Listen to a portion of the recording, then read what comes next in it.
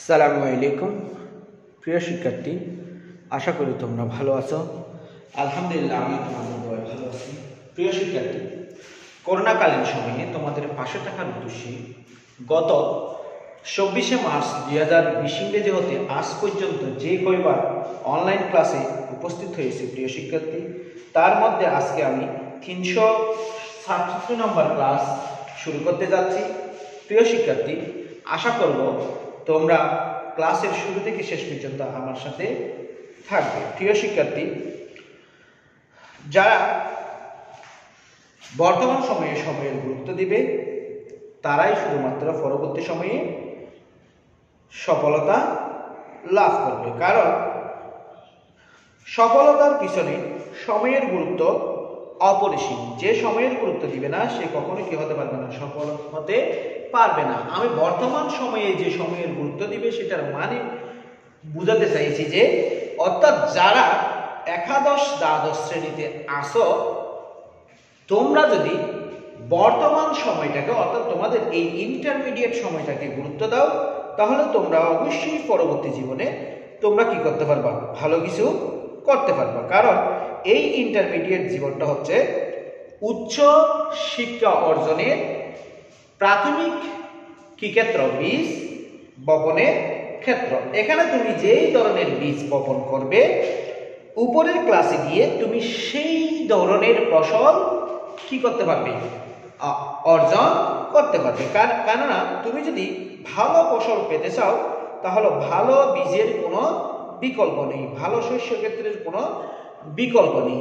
অর্থাৎ এই ইন্টারমিডিয়েট জীবনটাকে তুমি যদি শস্য ক্ষেত্র বা বীজ বুননের ক্ষেত্র হিসেবে ধরে নাও, তাহলে তুমি এই ইন্টারমিডিয়েট জীবনে যে বীজটা তুমি বপন করবে সেই বীজ থেকেই সেই মানের ফসল তুমি ভবিষ্যৎ জীবনে কি করতে পারবা, ঘরে তুলতে পারবে। তাই আমি তোমাদেরকে আগে যেভাবে বলতাম এখনো সেইভাবে বলতেছি, তোমরা যদি তোমাদের জীবনটাকে একটি উন্নততর পর্যায়ে নিয়ে যেতে চাও তাহলে সময়ের গুরুত্বের কোনো বিকল্প নেই, পড়ালেখা করার কোনো বিকল্প নেই। তুমি যত বেশি পড়বে তত বেশি তুমি কি করবে, তোমার জীবনকে উন্নতির দিকে এগিয়ে নিয়ে যাবে। আজকে আমি শিক্ষাক্ষেত্রে অভূতপূর্ব অবদানের জন্য স্মরণীয় একজন ব্যক্তি ডক্টর আব্দুল্লাহ আবু সাইদ স্যারের জন্মদিনে শুভেচ্ছা জানাচ্ছি। শুভ জন্মদিন স্যার। আপনার মতো কখনো হতে পারবো না, তবে আপনার দেখানো পথে এগিয়ে চলার চেষ্টা করতে পারি। দোয়া করি যেন আল্লাহ আপনাকে আমাদের মাঝে আরো দীর্ঘ জীবন বাঁচিয়ে রাখেন। প্রিয় শিক্ষার্থী, তোমরাও শ্রদ্ধেয় অধ্যাপক আব্দুল্লাহ আবু সাইদ স্যারের জন্য অবশ্যই দোয়া করবে, কারণ ওনার মতো মানুষ হয়তো বাংলাদেশে দ্বিতীয়জন আসতে আরো অনেক বছর পরে আসবে যে, তাই ওনার মতো হওয়ার চেষ্টা করতে পারো, কারণ উনি ওনার মতো হতে পারা মানে অনেক কিছু হওয়া। তো চলো আমরা আজকে ক্লাসে চলে যাচ্ছি। প্রিয় শিক্ষার্থী, আজকে আমরা এই 367 নম্বর ক্লাসটিতে আমরা কয়েকটা ম্যাথ বা গাণিতিক সমস্যার সমাধান করব নিউটনীয় বলবিদ্যার।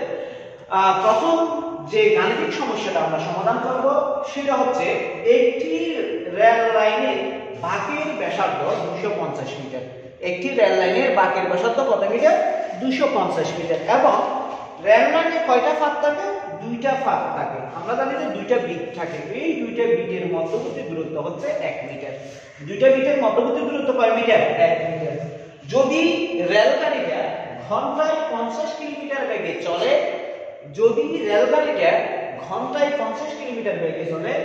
সেই ক্ষেত্রে প্রয়োজনীয় ব্যাংকিং এর জন্য অর্থাৎ কোন একটা মোড় ঘুরবে, সেই ক্ষেত্রে যেই ব্যাংকিং দরকার সেই ব্যাংকিং এর জন্য বাইরের লাইনের ফাঁককে ভেতরের লাইনের ফাঁক অপেক্ষা কতটুকু উঁচু করতে হবে সেটা আমরা বের করব। প্রিয় শিক্ষার্থী, তোমরা যারা আমার সাথে সংযুক্ত আছো তোমরা অবশ্যই ক্লাসটা শেয়ার করবে, কারণ ক্লাসটা শেয়ার করলে অন্যরা দেখার সুযোগ পাবে।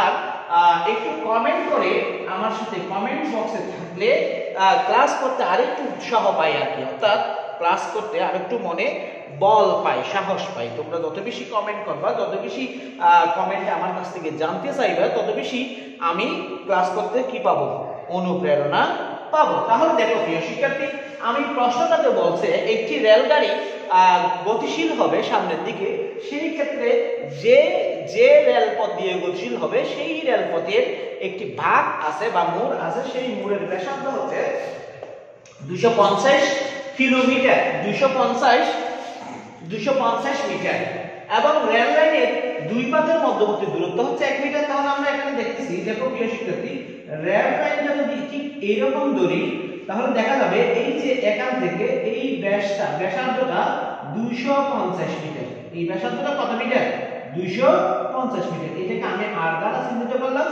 এবং দেখা যাবে প্রিয় শিক্ষার্থী, এই যে আমি এখান থেকে একটু দেখি, এই যে এই পাত এবং এই পাতের মধ্যবর্তী দূরত্ব যদি d হয়, d সমান 1 মিটার, d সমান কত মিটার, 1 মিটার। দেখো এই পাতটাকে, বাইরের পাতটাকে ভিতরের পাটটা একটু উঁচু করে রাখতে হয়েছে। আমি এটাকে u বিন্দু দিলাম, এটাকে a বিন্দু দিলাম, এটাকে b বিন্দু দিলাম। তাহলে এই যে উঁচু অংশ, এটার উচ্চতা হচ্ছে h।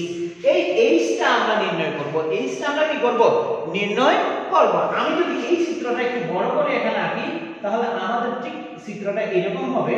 দেখো এটা হচ্ছে u, এটা হচ্ছে a, এটা হচ্ছে b, এবং এই মানটা হচ্ছে h। এই h টা আমরা নির্ণয় করব, অর্থাৎ বাইরের পাতটা ভিতরের পাত থেকে কতটুকু উঁচু সেটা আমরা নির্ণয় করব। এখন দেখো তোমরা তো চিত্রটা বুঝছো, আমরা এখন গাণিতিক সমস্যায় চলে যাই। দেখো ঠিক এরকম ছিল, এখানে রেল লাইনের ব্যাসার্ধ, রেল লাইনের ব্যাসার্ধ, রেল লাইনের ব্যাসার্ধ কে আমি যদি r দ্বারা চিহ্নিত করি, r সমান 250 মিটার, r সমান কত মিটার, 250 মিটার। পাতদ্বয়ের মধ্যবর্তী দূরত্ব, পাতদ্বয়ের মধ্যবর্তী দূরত্ব d equal 1 metre, d equal কত মিটার, 1 মিটার। এরপরে আছে দেখো রেলগাড়িটা 50 কিলোমিটার বেগে চলতেছে, সুতরাং বেগ v সমান 50 কিলোমিটার পার আওয়ার। 50 কিলোমিটার কি পার আওয়ার। এটাকে আমরা একটু মিটারে নিয়ে যাব। এটাকে যদি আমরা মিটারে নিয়ে যাই তাহলে দেখো আমরা কি পাই, মিটারে নিয়ে গেলে আমরা যদি এটাকে মিটারে নিয়ে যাই সেই ক্ষেত্রে আমরা কি পাচ্ছি, দেখো আমরা পাচ্ছি 50 ইনটু 1000 বাই ঘন্টা, মানে হচ্ছে 3600 সেকেন্ড। অর্থাৎ এটাকে যদি আমি ক্যালকুলেশন করি তাহলে আমরা কি পাবো, দেখো 50,000 ডিভাইডেড 3600, তাহলে আমরা টোটালি পাবো 13.89 মিটার পার সেকেন্ড। অর্থাৎ রেলগাড়িটা সেকেন্ডে 13.89 মিটার বেগে গতিশীল হয়। রেলগাড়িটি সেকেন্ডে কত মিটার বেগে গতিশীল হয়, 89 মিটার বেগে গতিশীল হয়। এখন দেখো দুই পাতের উচ্চতা, অর্থাৎ বাইরের পাতের উচ্চতা, বাইরের পাতের উচ্চতা h ইকুয়াল জানি না, আমরা এটা বের করব। বাইরের পাতের উচ্চতা h ইকুয়াল কত জানি না, আমরা সেই উচ্চতাটা কি করব, বের করার চেষ্টা করব। তাহলে দেখো প্রিয় শিক্ষার্থী, তোমরা কমেন্ট বক্সে অবশ্যই না বুঝলে আমাকে জানানোর চেষ্টা করবা, আমি বুঝিয়ে দেব।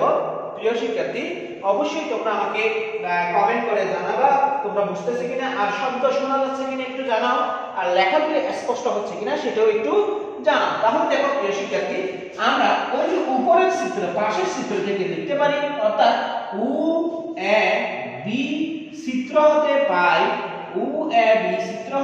দেখো কি পাই, tan থিটা ইকুয়াল, দেখো এটা যদি থিটা হয়, এটা যদি কি হয়, থিটা হয়, সেই ক্ষেত্রে আমরা tan থিটা ইকুয়াল লিখতে পারি AB by UA, AB by কি UA, অর্থাৎ লম্ব বাই ভূমি। তাহলে লম্ব ছিল h, ভূমি ছিল d, অর্থাৎ আমরা এখানে লিখতে পারি tan theta equal h by d। এটাকে আমরা সমীকরণ 1 দ্বারা চিহ্নিত করতে পারি। সমীকরণ কত দ্বারা চিহ্নিত করতে পারি, 1 দ্বারা চিহ্নিত করতে পারি। আবার আমরা জানি দেখো তোমরা কি জানো tan theta equal v square by r g, v square by কি জি আর জি, এটা জানা কিনা দেখো তো প্রিয় শিক্ষার্থী।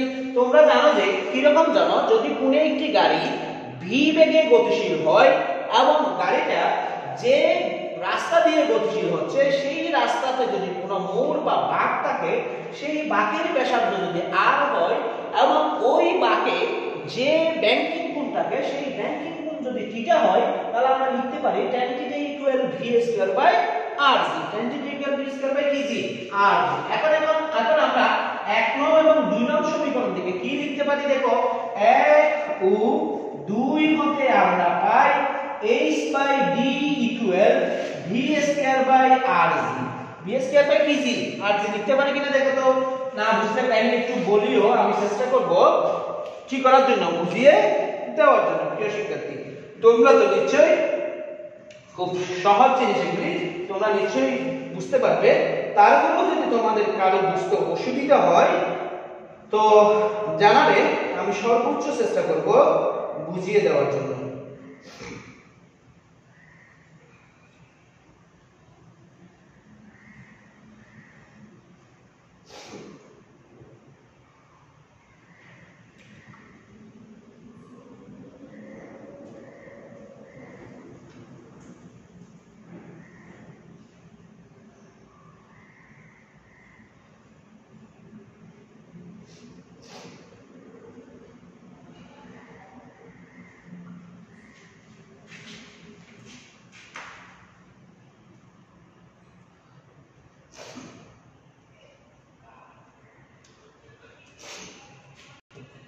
তাহলে দেখো এখান থেকে আমরা কি লিখতে পারি, আমরা এখান থেকে লিখতে পারি h equal v square by r g into D.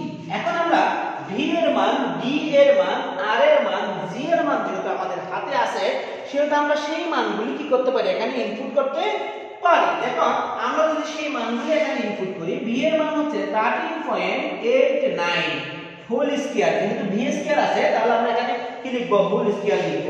এখানে আর এর মান হচ্ছে 250, আমি এককগুলি লিখতেছি না। জি এর মান আমরা জানি 9.8 কিন্তু ডি এর মান আমরা জানি 1।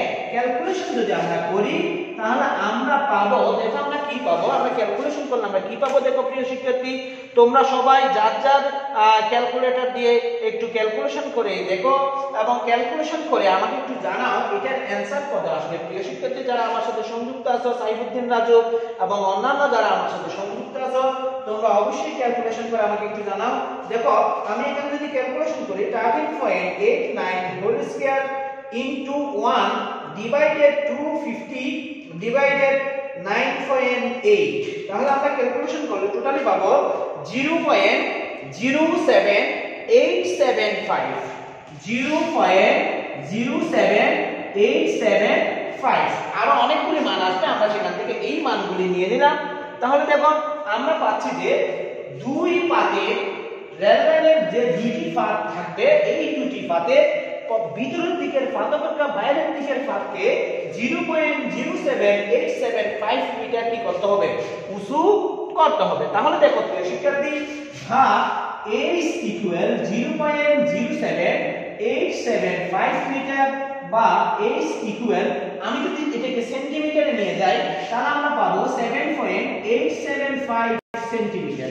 অর্থাৎ আমরা দেখতে পাচ্ছি যে যদি কোনো একটি রেলগাড়ি 250 মিটার ব্যাসার্ধের বাঁক বিশিষ্ট রেলপথের দিয়ে গতিশীল হয়, কত কিলোমিটার বেগে গতিশীল হয়, 50 কিলোমিটার বেগে গতিশীল হয়, সেই ক্ষেত্রে বাঁক ঘোরার জন্য অর্থাৎ প্রয়োজনীয় ব্যাংকিং এর জন্য রেল লাইনের ভিতরের পাত অপেক্ষা বাইরের পাতকে কমপক্ষে 7.87 সেন্টিমিটার কি করতে হবে, উঁচু করতে হবে। প্রিয় শিক্ষার্থী, আশা করি তোমরা গাণিতিক সমস্যাটা বুঝতে পারছো। এখন আমরা আরেকটি গাণিতিক সমস্যার সমাধান করার চেষ্টা করব। দেখো ভেরি ভেরি ইম্পর্টেন্ট জিনিস, একটা সমস্যা তুমি যদি সলভ করতে পারো তাহলে দেখা যাবে যে এরকম আরো অসংখ্য সমস্যা তুমি কি করতে পারবা, সলভ করতে পারবা। তাহলে দেখো প্রিয় শিক্ষার্থী, আমি তোমাদেরকে আবারো বলতেছি, তোমরা যারা সংযুক্ত আছো ক্লাসটা অবশ্যই শেয়ার করো। শেয়ার করলে দেখা যাবে যে তোমাদের বন্ধু বান্ধবদের অনেকে সেটা কি করতে পারবে, দেখতে পারবে। আরেকটা ম্যাথে আমি চলে যাচ্ছি। দেখো 4 কেজি ভরে একটি বস্তু 4 কেজি ভরের একটি বস্তু 6 মিটার উঁচু হতে 6 মিটার উঁচু স্থান হতে 6 মিটার উঁচু স্থান হতে পতিত হয়ে কাদায় 5 সেন্টিমিটার প্রবেশ করে। 5 সেন্টিমিটার কি করে? প্রবেশ করে। একটি 4 কেজি ভরের বস্তু 6 মিটার উঁচু স্থান হতে পতিত হয়ে সে কাদার মধ্যে কয় সেন্টিমিটার প্রবেশ করে? 5 সেন্টিমিটার প্রবেশ করে, স্থির হয়ে পড়ল। অর্থাৎ 5 সেন্টিমিটার প্রবেশ করার পর বস্তুটা কি হয়ে গেছে? স্থির হয়ে গেছে। বস্তুটির উপর কাদার গড় বাধার পরিমাণ কত? বস্তুটির উপর কাদা কি পরিমাণ বাধা প্রয়োগ করছে সেটা আমরা এখন বের করব। বস্তুটির উপর কাদামাটি বস্তুটির উপর কাদামাটি কি পরিমাণ বল প্রয়োগ করছে সেটা আমরা একটু দেখব প্রিয় শিক্ষার্থী। এখন দেখো ঠিক এগুলো হচ্ছে মনে করো কাদা, এগুলি কাদামাটি, ঠিক আছে? এগুলি কাদামাটি। এটা হচ্ছে 6 মিটার উঁচু একটি স্থান। কয় মিটার উঁচু? 6 মিটার উঁচু একটি স্থান। কাইন্ডলি একটু দেখবা প্লিজ। না বুঝলে আমাকে কমেন্ট বক্সে জানাবা, আমি সর্বোচ্চটাই বোঝানোর চেষ্টা করব। দেখো প্রিয় শিক্ষার্থী, মনে করলাম এগুলি কাদামাটি। এখানে একটি 6 মিটার উঁচু স্থান। কয় মিটার উঁচু স্থান? 6 মিটার উঁচু স্থান। এই 6 মিটার উঁচু স্থান থেকে কোন একটি বস্তু পরে ঠিক এই জায়গা বরাবর কাদার এই জায়গায় ঢুকে গেছে। এটা হচ্ছে 5 সেন্টিমিটার। এটা কয় সেন্টিমিটার? 5 সেন্টিমিটার। এই কাদায় যখন ঢুকছে, কাদার ভিতর যখন ডুবে গেছে বস্তুটি, তখন কাদা বস্তুটির উপর একটি বিপরীতমুখী বল প্রয়োগ করছে। এই যে বিপরীতমুখী বলটা কি পরিমাণ প্রয়োগ করছে, বাধাটা কি পরিমাণ প্রয়োগ করছে, সেই বাধাটা আমরা এখানে নির্ণয় করব। এখানে 5 সেন্টিমিটার ঢোকার পরে বস্তুটি কি হয়ে গেছে? স্থির হয়ে গেছে। এখন দেখো বস্তুটির ভর m সমান 4 কেজি। বস্তুটির ভর m সমান কয় কেজি? 4 কেজি। এবং উচ্চতা বা স্থানটির উচ্চতা h equal 6 metre. h equal কি মিটার? 6 মিটার। এখন দেখো প্রিয় শিক্ষার্থী, কাদার ভিতর অতিক্রান্ত দূরত্ব, কাদার ভিতর অতিক্রান্ত দূরত্বকে যদি আমি x ধরি, x সমান কত সেন্টিমিটার? 5 সেন্টিমিটার। কাদার ভিতর বস্তুটি কত সেন্টিমিটার ঢুকছে? 5 সেন্টিমিটার ঢুকছে। প্রিয় শিক্ষার্থী, তোমরা অবশ্যই ক্লাসটা শেয়ার করো। ক্লাসটা শেয়ার করলে অন্যরা দেখার সুযোগ পাবে। দেখো প্রিয় শিক্ষার্থী, তাহলে আমরা কাদার ভিতর অতিক্রান্ত দূরত্ব বা বস্তুটি কাদার ভিতর ঢুকছে 5 সেন্টিমিটার। 5 সেন্টিমিটার যদি আমি মিটারে প্রকাশ করি, 100 দিয়ে ভাগ করতে হবে 0.05 মিটার। 0. কত মিটার? 05 মিটার। তাহলে প্রিয় শিক্ষার্থী দেখো আমরা কি পাচ্ছি? কাদার ভিতর অতিক্রান্ত দূরত্ব x সমান 5 সেন্টিমিটার অথবা 0.05 মিটার। এখন দেখো প্রিয় শিক্ষার্থী, কাদা বস্তুটির উপর কি প্রয়োগ করছে? ধাক্কা প্রয়োগ করছে, বিপরীতমুখী বল প্রয়োগ করছে।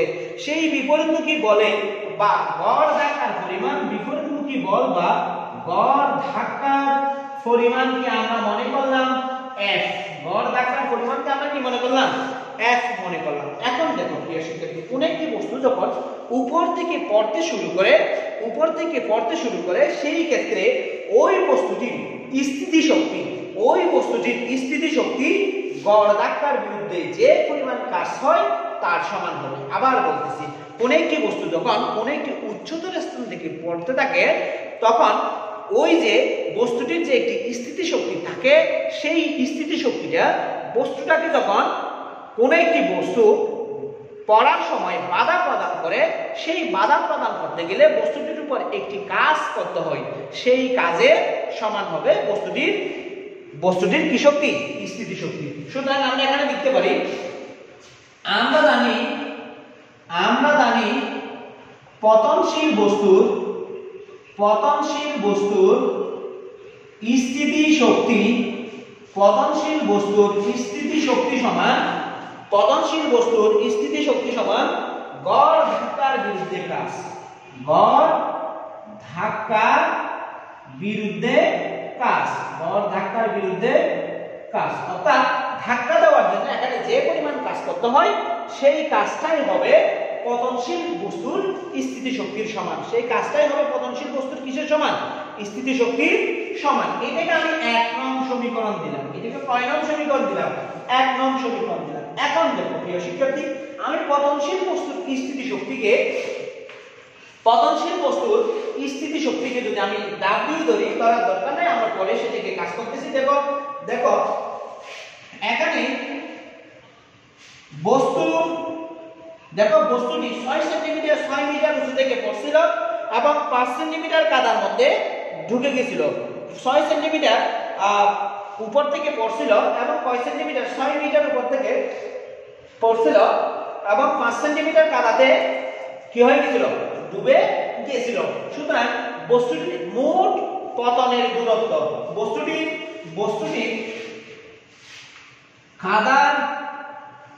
বস্তুটির কাদার ভিতরে প্রবেশ সহ মোট পতন এর দূরত্ব, মোট পতনের দূরত্ব হবে h plus x। h plus কি?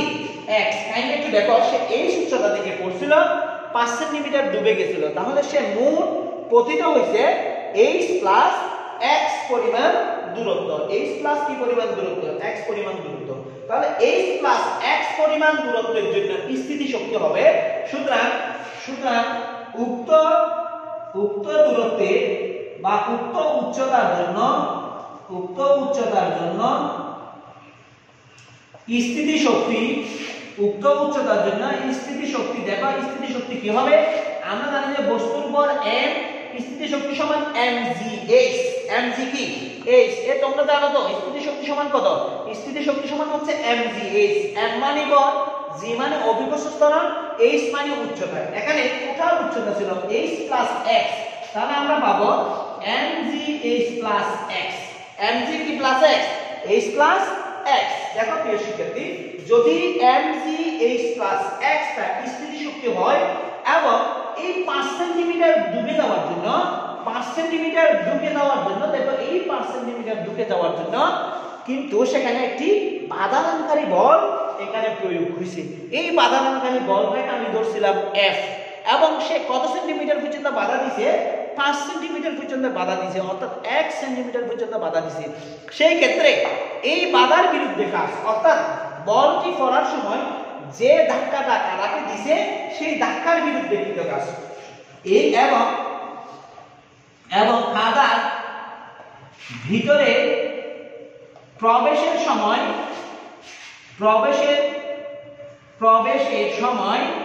কাদার ভিতরে প্রবেশের সময় ধাক্কার বিপরীতে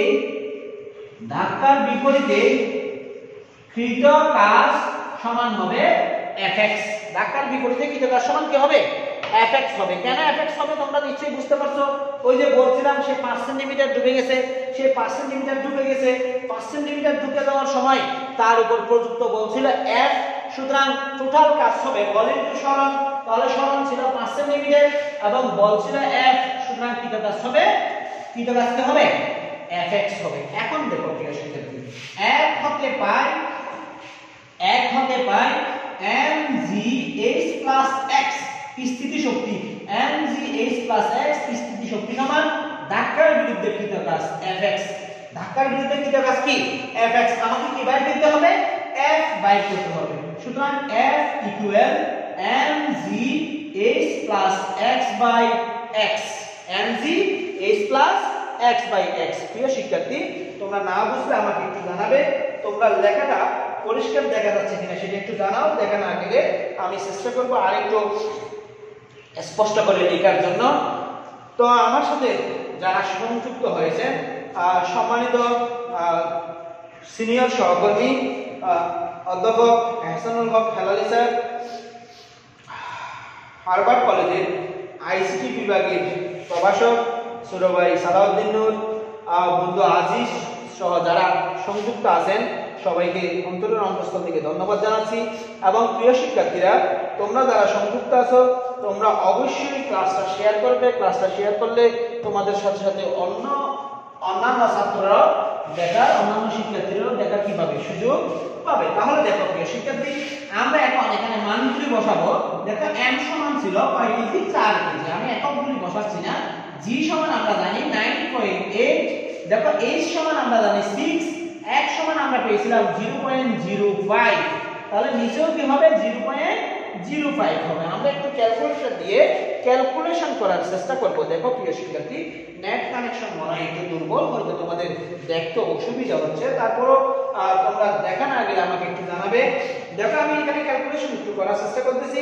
আমার এই মানটা আমি একটু যোগ করে 6 plus 0.05, 6 plus 0.05 into 9.8 into 4 divided 0.05 divided 0. কত, 0.5। তাহলে আমরা টোটালি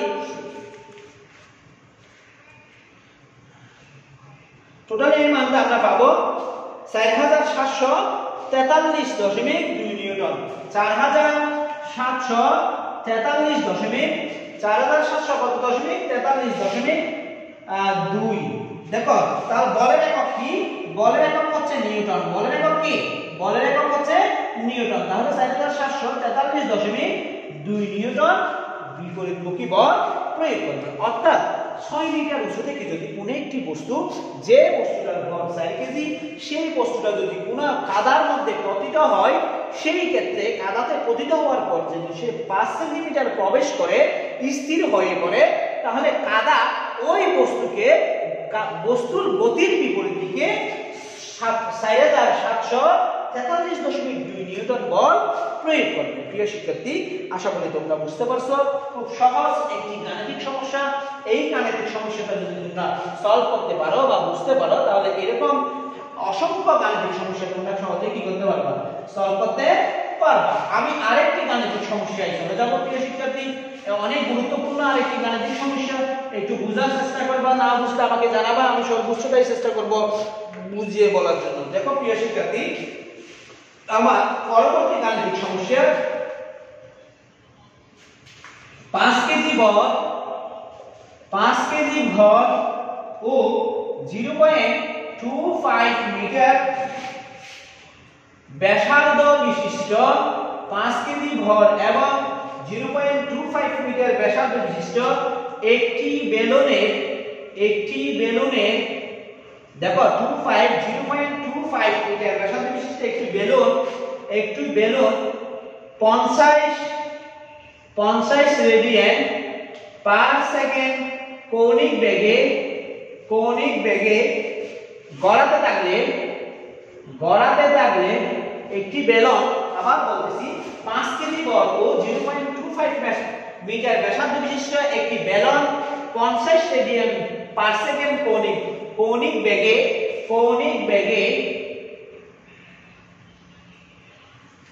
বেগে গড়াতে থাকলে তার মোট গতিশক্তি কত? দেখো আমাকে বলছে যে কোন একটি বেলুন তো তোমরা চিনো, সিলিন্ডার আকৃতির একটা জিনিস। এই বেলুন যদি যেই বেলুনটার ভর 5 কেজি এবং যেই বেলুনটার ব্যাসার্ধ 0.25 মিটার, এরকম একটি বেলুন যদি গড়িয়ে সামনের দিকে গতিশীল হয়, কিরকম গড়াবে? সেকেন্ডে 50 রেডিয়ান কৌণিক বেগে যদি সেই গড়াতে থাকে, সেই ক্ষেত্রে তার মোট গতিশক্তি কত সেটা আমরা বের করব। দেখো প্রিয় শিক্ষার্থী, এখানে বেলুনের ভর দেয়া আছে, ভর m সমান 4 কেজি। ভর m সমান কয় কেজি? 4 কেজি। এবং ব্যাসার্ধ r সমান 0.25 মিটার। কৌণিক বেগ দেয়া আছে, কৌণিক বেগ omega equal 50 radian per second. কৌণিক বেগ দেয়া আছে এরপরে দেখো প্রিয় শিক্ষার্থী মোট গতিশক্তি আমরা লিখবো না, আগে আমরা দেখো আমরা মোট গতিশক্তি মানে জানি যে রৈখিক গতিশক্তি প্লাস কৌণিক গতিশক্তি। রৈখিক গতিশক্তি প্লাস কি শক্তি? কৌণিক গতিশক্তি। অর্থাৎ কোন একটি বস্তু যদি গড়িয়ে গড়িয়ে সামনের দিকে গতিশীল হয়, গড়িয়ে গড়িয়ে বা কৌণিক বেগে সামনের দিকে গতিশীল হয়, সেই ক্ষেত্রে মোট গতিশক্তি সমান রৈখিক গতিশক্তি প্লাস কৌণিক গতিশক্তি। সুতরাং আমরা এখানে লিখতে পারি রৈখিক গতিশক্তি E के equal half mv square, half কি স্কয়ার mv স্কয়ার। কাইন্ডলি দেখো প্রিয় শিক্ষার্থী v টা হচ্ছে রৈখিক বেগ, v টা কি বেগ? v টা রৈখিক বেগ। এবং কৌণিক গতিশক্তি দেখো কৌণিক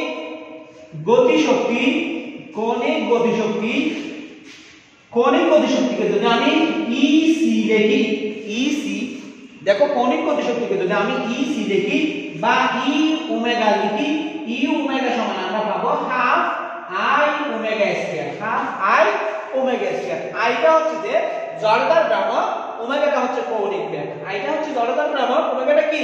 কৌণিক বেগ। দেখো প্রিয় শিক্ষার্থী যদি এরকম হয় সেই ক্ষেত্রে আমরা লিখতে পারি, দেখো আমরা জানি ঘূর্ণন গতির ক্ষেত্রে মোট গতিশক্তি সমান ঘূর্ণন গতির ক্ষেত্রে মোট গতিশক্তি সমান রৈখিক গতি বা চলন গতি প্লাস কৌণিক গতি। রৈখিক গতিশক্তি প্লাস কৌণিক গতিশক্তি। एक्चुअली এটাকে কৌণিক গতিশক্তি না বলে আমরা ঘূর্ণন গতিশক্তি বলতে পারি। ঘূর্ণন গতিশক্তি কাইন্ডলি একটু দেখবা, কৌণিক গতিশক্তি রৈখিক গতিশক্তি প্লাস ঘূর্ণন গতিশক্তি। কাইন্ডলি না বুঝলে আমাকে একটু জানাবে প্রিয় শিক্ষার্থী, কারণ তোমাদের জন্য আমি অনলাইন ক্লাস আসি। তোমরা যদি না বুঝো তাহলে আমার অনলাইন ক্লাসগুলোর কোনো কি নেই, গুরুত্ব নেই। তাই তোমরা আমাকে একটু বলবে তোমরা বুঝতেছো কিনা।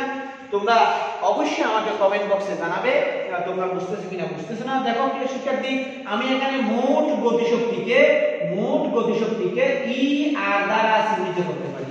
কি দ্বারা চিহ্নিত করতে পারি? ই আর দ্বারা চিহ্নিত করতে পারি। তাহলে আমরা এখান থেকে লিখতে পারি বা ই আর ইকুয়াল ই কে প্লাস ই ওমেগা। এখন দেখো প্রিয় শিক্ষার্থী ই আর সমান আমরা এখান থেকে লিখতে পারি half m v square plus half I omega square, half m v square plus half I omega square. এটাকে 1 নং সমীকরণ দিলাম। এটাকে কয় নং সমীকরণ দিলাম? 1 নং সমীকরণ দিলাম। এখন দেখো প্রিয় শিক্ষার্থী আমার এখানে m এর মান দেয়া আছে, r এর মান দেয়া আছে, ওমেগা এর মান দেয়া আছে। দেখো আমার এখানে v এর মান দেয়া নাই, i এর মান দেয়া নাই। v এর মান দেয়া নাই, কিসের মান দেয়া নাই? i এর মান দেয়া নাই। এই v এর মান এবং i এর মান আমাকে কি করে নিতে হবে? বের করে নিতে হবে। এখন দেখো আমরা কি করব, আমরা জানি দেখো কিন্তু বেলনের ক্ষেত্রে আমরা যে জড়তার ভ্রামক বের করছিলাম, অনেকগুলি জড়তার ভ্রামক আমরা বের করছিলাম। আমরা আয়তাকার পাতের ক্ষেত্রে জড়তার ভ্রামক বের করছিলাম। সরু দণ্ডের মধ্যবিন্দুতে যদি কোনো একটি অবিলম্ব অক্ষ থাকে, সেই অবিলম্ব অক্ষের সাপেক্ষে দণ্ডটির জড়তার ভ্রামক বের করেছিলাম। এছাড়াও আমরা সরু দণ্ডটির এক প্রান্তে যদি কোনো একটি অবিলম্ব অক্ষ থাকে, সেই অবিলম্ব অক্ষের সাপেক্ষে আমরা জড়তার ভ্রামক বের করেছিলাম। নিরেট গোলকের কেন্দ্রবিন্দুতে যদি কোনো একটি অক্ষ থাকে, সেই অক্ষের সাপেক্ষে আমরা জড়তার ভ্রামক বের করেছিলাম। বৃত্তের ব্যাসার্ধের সাপেক্ষে আমরা জড়তার ভ্রামক বের করেছিলাম।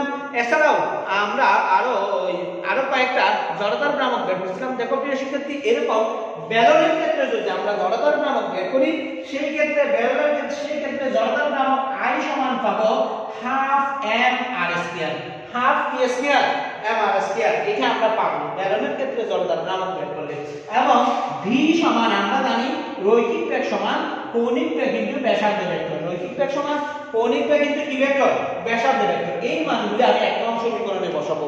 এই মানগুলি যদি আমি 1 নং সমীকরণে বসাই, তাহলে 1 নং সমীকরণ থেকে আমরা কি পাবো? দেখো 1 নং সমীকরণ থেকে আমরা পাবো 1 হতে পাই ই আর ইকুয়াল হাফ এম ভি মানে ভি স্কয়ার ছিল না, ভি সমান কি ওমেগা, তাহলে ভি স্কয়ার সমান হবে ওমেগা আর হোল স্কয়ার প্লাস এখানে হাফ ইনটু আই এর মান হচ্ছে half M R square into omega square. আমি যদি একটু ক্যালকুলেশন করি দেখো এখানে হাফ এম ওমেগা স্কয়ার আর স্কয়ার, এখানে 1/4 এম ওমেগা স্কয়ার আর স্কয়ার। আমি যদি একটু ক্যালকুলেশন নিই, একটু ক্যালকুলেশন করি দেখো প্রিয় শিক্ষার্থী, এটা লসাগু হবে 4, তাহলে এখানে হবে 2m ওমেগা স্কয়ার আর স্কয়ার প্লাস এখানে হবে m ওমেগা স্কয়ার আর স্কয়ার। দেখো প্রিয় শিক্ষার্থী, তোমরা লসাগু খুব সহজেই নির্ণয় করতে পারো, এইজন্য আমি বেশি ঝামেলা করলাম না, সরাসরি বলে দিলাম। তাহলে দেখো আমরা এখান থেকে কি পাই, আমরা ই আর সমান আমরা এখান থেকে পাবো 3/4 m ওমেগা স্কয়ার আর স্কয়ার। 3/4 মানে হচ্ছে 0.75, পয়েন্ট কত 75। তোমরা সবাই জানো 3 কে 4 দিয়ে ভাগ করলে আমরা কত পাবো 0.75 পাবো। তাহলে এখানে m এর মান দিয়ে আছে 4 কেজি, ওমেগা সমান দিয়ে আছে 50 রেডিয়ান পার সেকেন্ড, তাহলে ওমেগা হোল স্কয়ার মানে 50 হোল স্কয়ার ইনটু r মানে হচ্ছে 0.25 হোল স্কয়ার। দেখো প্রিয় শিক্ষার্থী, তোমরা একটু সবাই তোমাদের ক্যালকুলেটর নিয়ে হিসাবটা করে দেখো, খুব সহজ একটা হিসাব। তোমরা আমি জানি তোমরা এরকম হিসাবগুলো খুব সহজেই নির্ণয় করতে পারো। দেখো তাহলে আমরা যদি ক্যালকুলেশন দিয়ে একটু ক্যালকুলেশন করে দেখি, সেটার ক্ষেত্রে আমরা কি পাবো দেখো, আমাদের এখানে প্রথম টার্ম হচ্ছে 0.75 into 4 into 50 whole square into 0.25 whole square. তাহলে আমরা টোটাল ক্যালকুলেশন করলে আমরা পাচ্ছি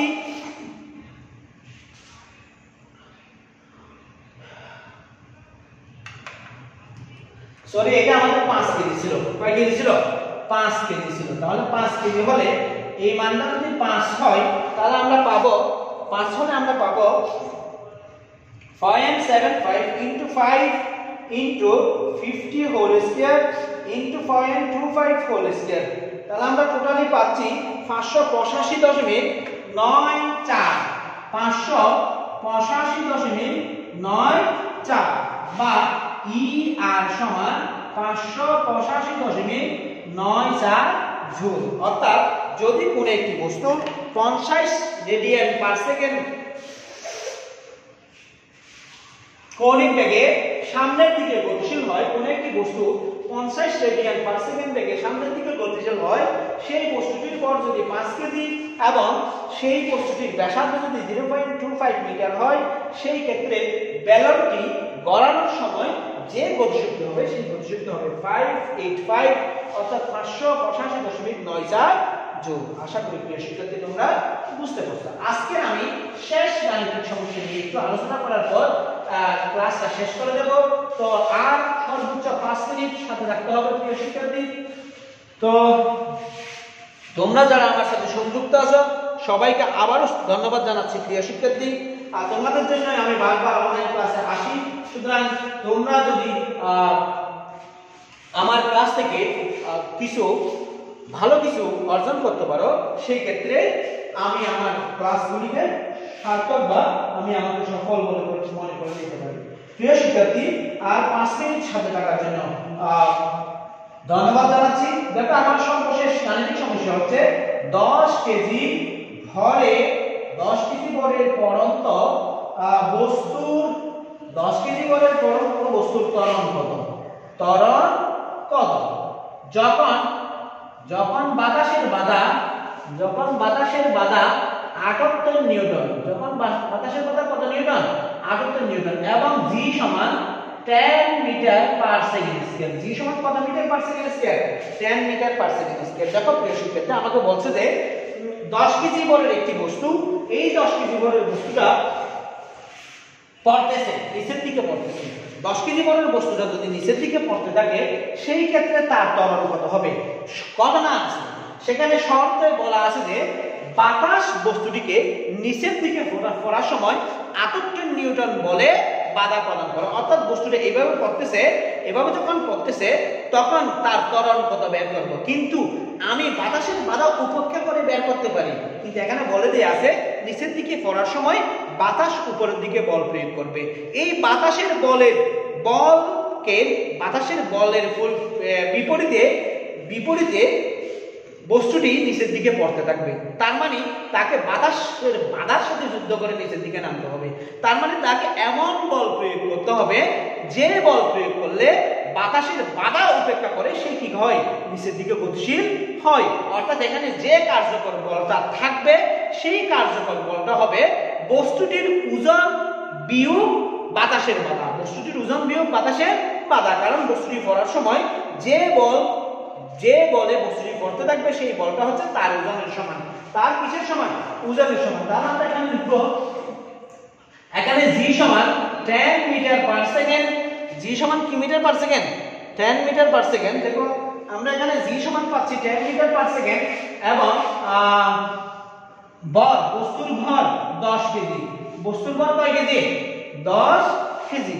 এবং দেখো বাতাসের বাধা, দেখো বাতাসের বাধা কাইন্ডলি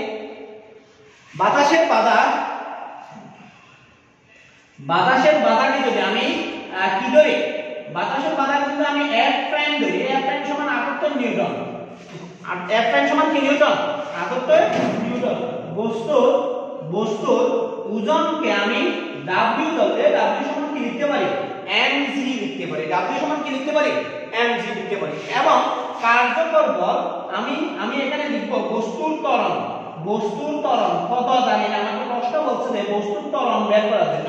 বস্তুর ত্বরণ কত আমি জানি না, সুতরাং বস্তুর ত্বরণ যদি a হয়, কার্যকর বল P ইকুয়াল ma।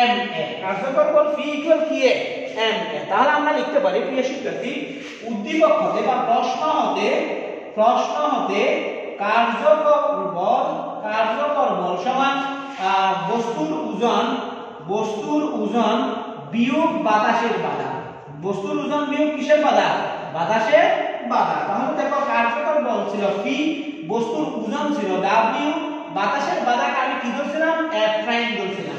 দেখো বস্তুর কার্যকর বল P সমান আমরা লিখছিলাম ma, বস্তুর ওজনকে লিখছিলাম mg এবং বাতাসের বাধা ছিল 78 নিউটন। আমার কার মান দরকার? a এর মান দরকার। a সমান হচ্ছে mg - 78/m। দেখো প্রিয় শিক্ষার্থী, m এর মান হচ্ছে 10, g এর মান হচ্ছে 10 - 78/10। আমি এখানে এককগুলি কিন্তু লিখতেছি না, এককগুলি আমি পরে কি করব? সংযোজন করব। তাহলে দেখো প্রিয় শিক্ষার্থী, আমার কি দরকার? a এর মান দরকার। তাহলে আমরা a ইকুয়াল পাচ্ছি 10 * 10 = 100 - 78/10 বা a ইকুয়াল 22/10। 22 বাই কত? 10। দেখো ভেরি ভেরি ইম্পর্টেন্ট একটি প্রশ্ন। এটা সুয়েট ডুয়েট সবখানেই কিন্তু ভর্তি পরীক্ষায় এই প্রশ্নটা কি করছিল? ভর্তি পরীক্ষায় এসেছিল। সুতরাং এটা একটু মনোযোগ দিয়ে দেখতে হবে। a ইকুয়াল এখান থেকে আমরা পাবো 2.2 বা a equal 2.2 metre per second square. 2.2 metre per second square. দেখো প্রিয় শিক্ষার্থী, এটা স্কয়ার হবে, সেকেন্ড স্কয়ার হবে। তাহলে আমরা দেখতেছি যে কোনো একটি বস্তু যার ভর 10 কেজি, সে যদি নিচের দিকে পড়তে থাকে এবং বাতাস যদি বস্তুটিকে 78 নিউটন বলে 78 নিউটন বলে বাধা প্রদান করে, সেই ক্ষেত্রে বস্তুটির পতনশীল হওয়ার সময় বা পতিত হওয়ার সময় ত্বরণ হবে 2.2 মিটার পার সেকেন্ড। প্রিয় শিক্ষার্থী, আশা করি তোমরা আজকের গাণিতিক সমস্যাগুলো বুঝতে পারছো।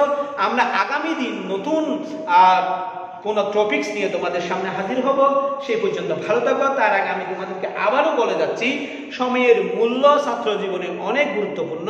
তুমি যত বেশি সময়ের গুরুত্ব দিবে, তত বেশি তুমি সফল হওয়ার পথে অগ্রগামী হবে। তাই আমি বারবার বলি, এখনো বলতেছি, এই যেই সময়টা বর্তমানে আছে সেই সময়টাকে গুরুত্ব দাও। গুরুত্ব দিলে তুমি তোমার জীবনকে সফলতার দিকে এগিয়ে নিয়ে যেতে পারবে। আমি আবার বলতেছি, ইন্টারমিডিয়েট সময়টা বা ইন্টারমিডিয়েট ক্ষেত্রটা তোমাদের জন্য কি নয়, সর্বশেষ ক্ষেত্র নয়। এরপরে আরো বড় বড় ক্ষেত্র রয়েছে। তোমাকে আরো বড় বড় ক্ষেত্রে সফল হতে হবে। সেই বড় বড় ক্ষেত্রে যাওয়ার জন্য তোমাকে প্রস্তুতি নিয়ে যেতে হবে। তোমাকে প্রস্তুতি নিয়ে যেতে গেলে সেই প্রস্তুতির ক্ষেত্রটা কিন্তু হচ্ছে ইন্টারমিডিয়েটের ক্ষেত্র। এই ইন্টারমিডিয়েট সময়টাতে তুমি তোমাকে যত বেশি প্রস্তুত করতে পারবে, তুমি ভবিষ্যৎ জীবনে তত বেশি নিজেকে অন্যদের চেয়ে এগিয়ে রাখতে পারবে। সো বাকিটা তোমাদের উপর ডিপেন্ড করবে। ভালো থেকো, সুস্থ থেকো। যেহেতু করোনা সমস্যা দিন দিন বেড়ে যাচ্ছে, সেহেতু সতর্কতা অবলম্বন করে দূরত্ব সহকারে চলাফেরা করবে, অবশ্যই মুখে মাস্ক পরিধান করবে, আমার জন্য দোয়া করবে। ভালো থেকো। আসসালামু আলাইকুম।